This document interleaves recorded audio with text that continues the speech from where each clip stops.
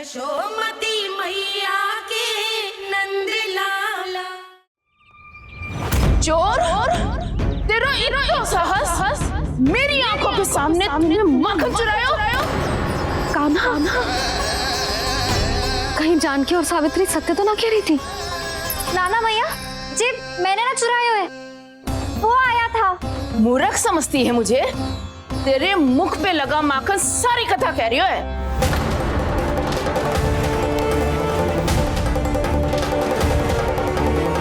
आपको धोखा हो रहा है मैया, मेरे मुख पर माखन अवश्य लगो है, पर जे मैंने ना खायो, वो आया था। बस कर, सब पता है मुझे।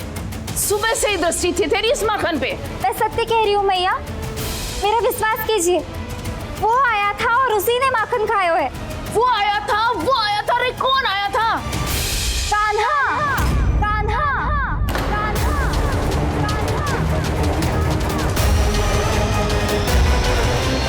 देखो मैं क्या लाई हूँ।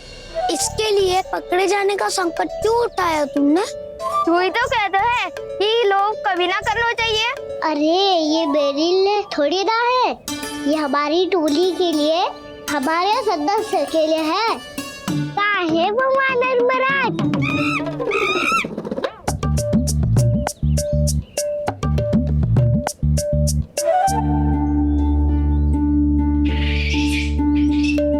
धन्यवाद वानर महाराज, अवश्य घर छोड़ के आए होंगे इसे। अब आप ये दो और ये लो।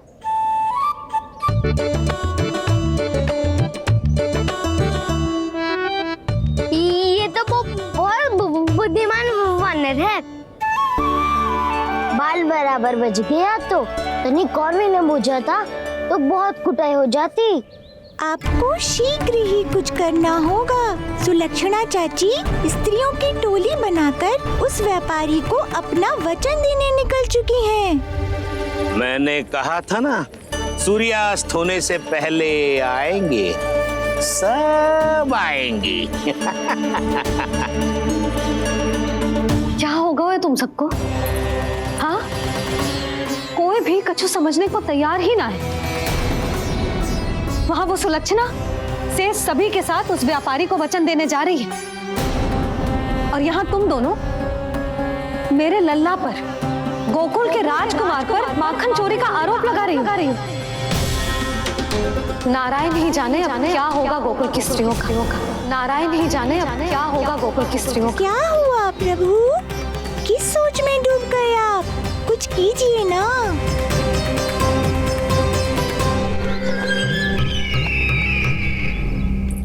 मुझे अच्छी तरह स्मरण है भैया, आपको मेरे हाथ की बनी खीर बहुत प्रिय लगती थी। आशा है कि आपको इसका स्वाद अभी भी स्मरण होगा। लो भैया, जी भर के खाओ। ऐसी मिठास तो ना गुड़ ने सीखी है ना मधु को पता है। अद्भुत, अद्भुत देवकी, अद्भुत। तेरी इस खीर के लिए तो पूरे विश्व से युद्ध कर सकता है कंस। वहां क्यों खड़ी है? वाह, खिला बहन।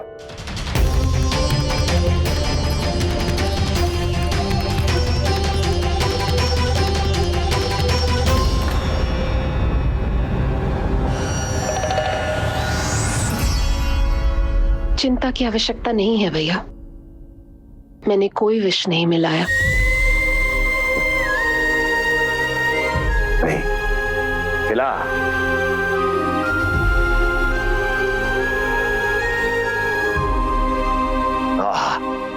उत्तम, अति उत्तम।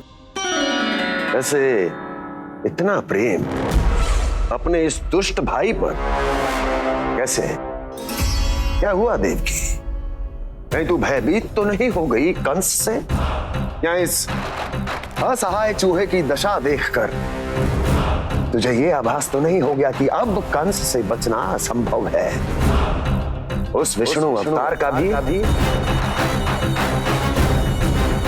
और उसके भक्तों का भी, जो असंभव को संभव और संभव को असंभव बना दे, वही तो है नारायण की लीला भैया।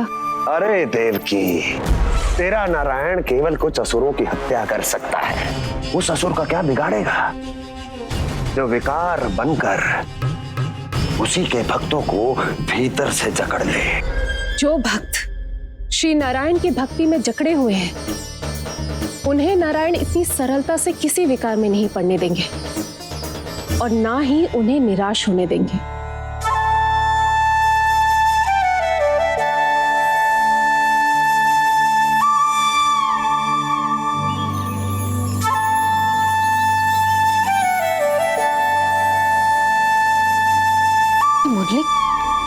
मुरली की धुन।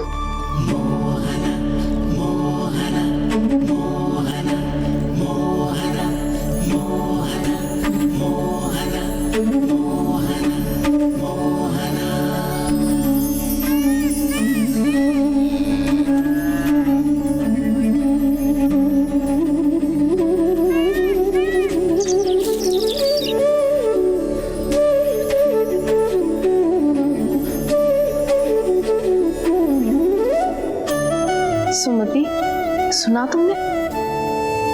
हाँ, कितना मनमोहक है जी।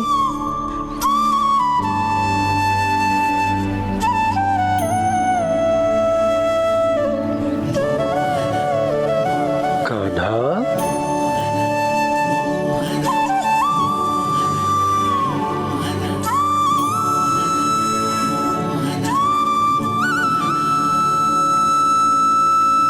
कैसी धुन है ये? कहाँ जा रहे हैं ये सब?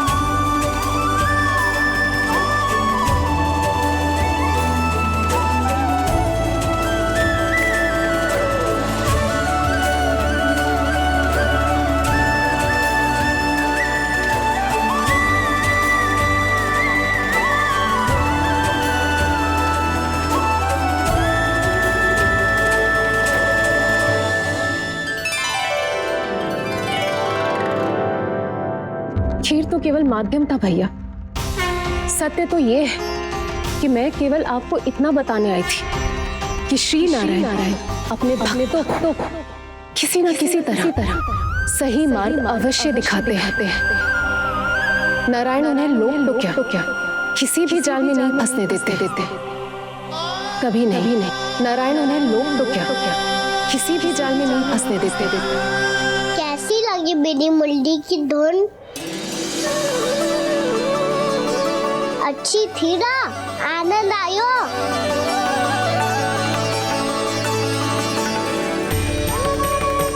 सच्ची में कान्हा, बहुत आनंद आयो। मुरली बजाना कहाँ से सीखा तूने? सच्ची तन मन पूरी तरह प्रफुल्लित हो गो है चाची। जैसे सब कुछ मिल गया। तो फिर किस वस्तु के पीछे भाग रहे हो आप सब? सब तो है आपके पास। सुख, स्वाद, समृद्धि, फिर संतुष्टि क्यों ना है?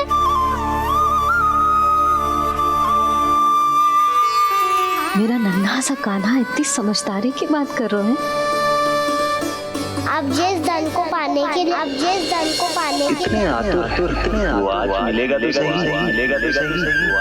पर कल गए भी तो हो जाएगा। और यदि किसी ने बहुत प्रयत्न करके ढेर सारा धन एकत्रित भी कर लिया तो जीवन के बाद वो उसे अपने साथ थोड़े ही ले जाएगा। इस धरती पर जन्म लेने वाले सभी प्राणियों की सारी संपदा, यहाँ तक कि उनका तन भी समय आने पर मिट्टी में मिल जाता है। आशीष पति आत्मा वो तो परमात्मा के चरणों में चली जाती है। मैया भी यही है, स्वयं पे नियंत्रण पाना पड़ेगा। ये सब मेरे बाबा समझाते हैं। मैं तो समझ गया, अब आप सब भी समझ जाओ ना तो क्या कान्हा? ना तो लोक का राक्षस जकड़ लेगो। सब झटक लूंगा।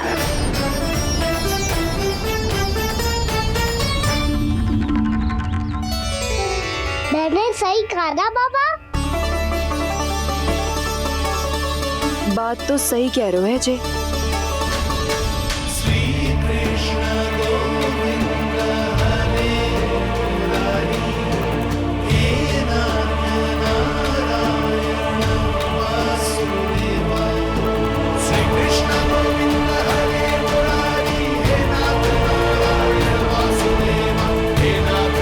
बस अब ये उस मार्ग पर चले जो प्रभु ने इन्हें दिखाया है, संतुष्टि का मार्ग।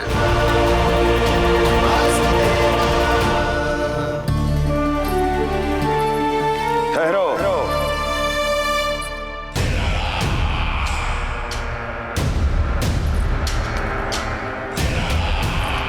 तो तेरे कहने का अर्थ ये है कि तेरा नारायण अपने भक्तों को मार्ग दिखाएगा और वो गोकुलवासी मेरे षड्यंत्र से बच जाएंगे।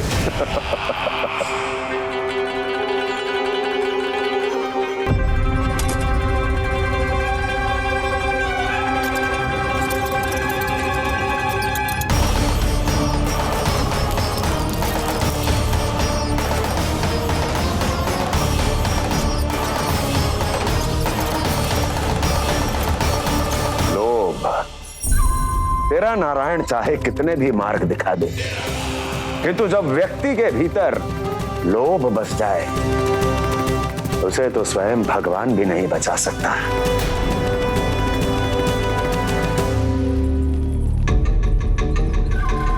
व्यापारी जी सब वापस लौट कर आ रहे हैं।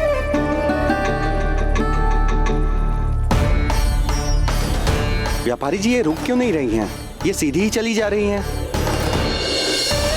सब झटक लूंगा। मैंने कहा था ना, मैं अपनी चाल अंत में चलूंगा।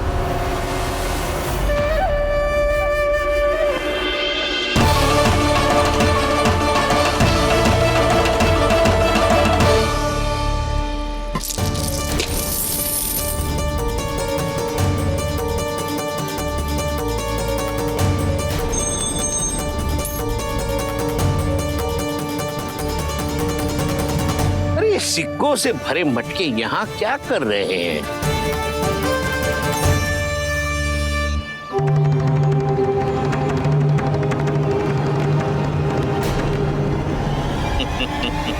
लगता है लक्ष्मी जी स्वयं आपके पास आना चाहती हैं।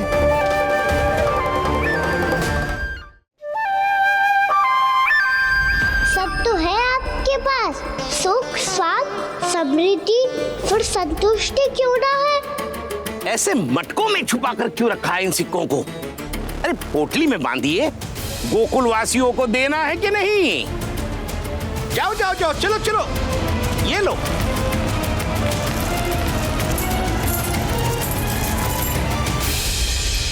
अवसर का लाभ उठाने को लोभ ना कहते, पर अवसर यदि हाथ आए और हम उसे गवा दे, इसे मूर्खता अवश्य कहते हैं।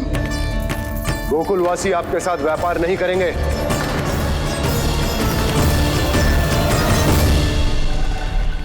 आप जा सकते हैं यहाँ से। गोकुलवासी मूर्ख थोड़ी ना है श्रीमान।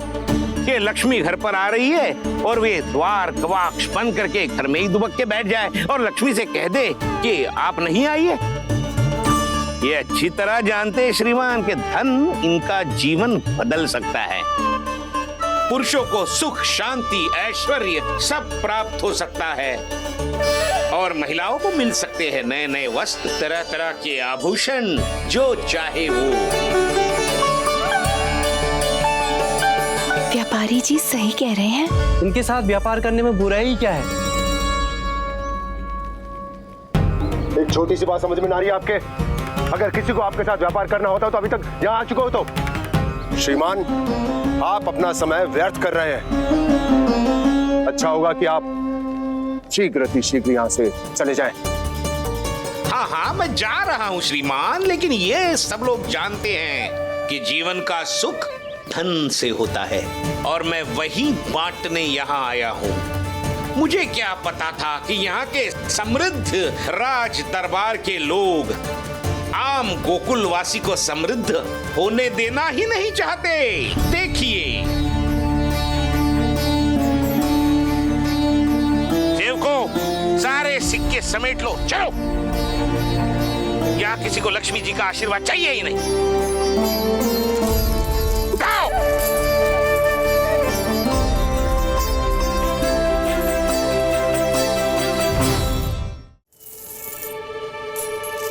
नाना व्यापारी जी, हम आपके साथ व्यापार करने के लिए तैयार हैं। हाँ, हम भी तैयार हैं।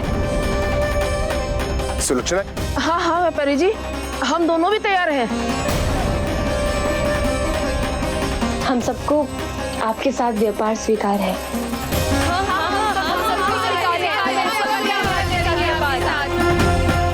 देखिए, ऐसा मत कीजिए। आप इस दूध की बातों में मत आइए, इसका जाल है। जाल ना, जो अवसर है। लाओ व्यापारी जी अग्रिम धनराशि। इतनी आसानी से नहीं देवी जी। आप सब लोग अपना निर्णय बार बार बदल रहे हो। मेरी सिक्कों की पोटली लेने के बाद अगर आपने अपना निर्णय बदल लिया तो? ना ना, हमारा निर्णय अब अटल है व्यापारी जी, अब ना बदलेगो जे। मैं कैसे मान लूं? कहीं जी हमारे साथ व्यापार करने से मना ना कर दे।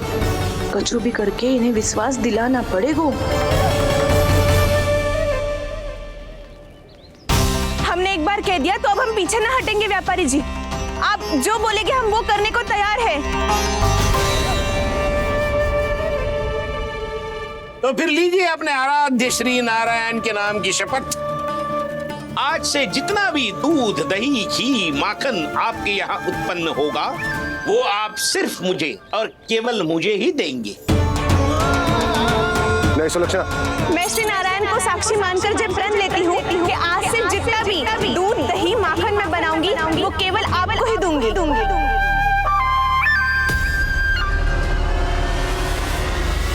मैं भी श्री नारायण को साक्षी मानकर प्रण लेती हूँ। मैं भी प्रण लेती हूँ।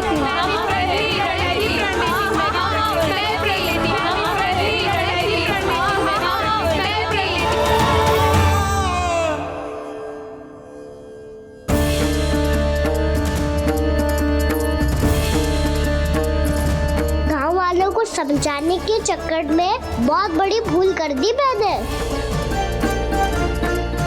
बाबा सहायता करो ना, लगता है मैया को संदेह हो गया है। मैं ना चाहता मेरा सत्य सामने आए। बाबा!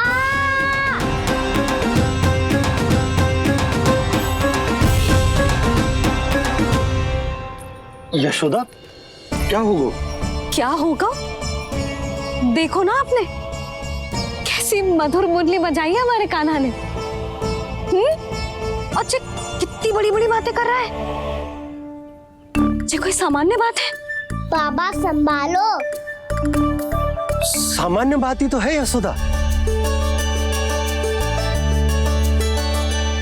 जैसे बड़े बड़े ऋषि महात्मा के जैसे ज्ञान की बातें करना जे सामान्य लग रहा है आपको? बालक जो देख तो सुन तो है वही तो कर तो है। अब हमें कितनी बार बातें करते सुनो है, हमने कितनी बार इसको शिक्षा दी है।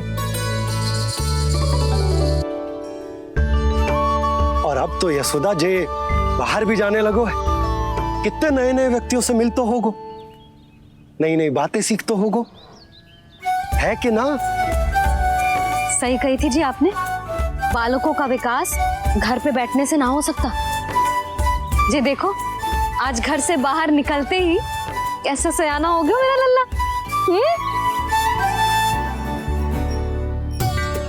इन सब की तो मत ही मारी गई है, जो मेरे इतने समझदार लल्ला को माखन चोर बनाने पे तुली हुई है सबकी सब। क्यों रे, इतनी शीघ्र इतनी बड़ी बड़ी बातें करने लगो तू? बड़ा भी तो हो रहा हूँ मैया। बहुत बड़ा हो गया है ना तू। अब चल घर चल के मुझे बता और क्या क्या सीखा है तूने। तू तो बचको का ना, पर इन गांव वालों का क्या होगा? मेरा कार्य माँ से दिखाना था बाबा। अब वो कौन सा बात चलेंगे, ये तो उन्हीं पर निर्भर है।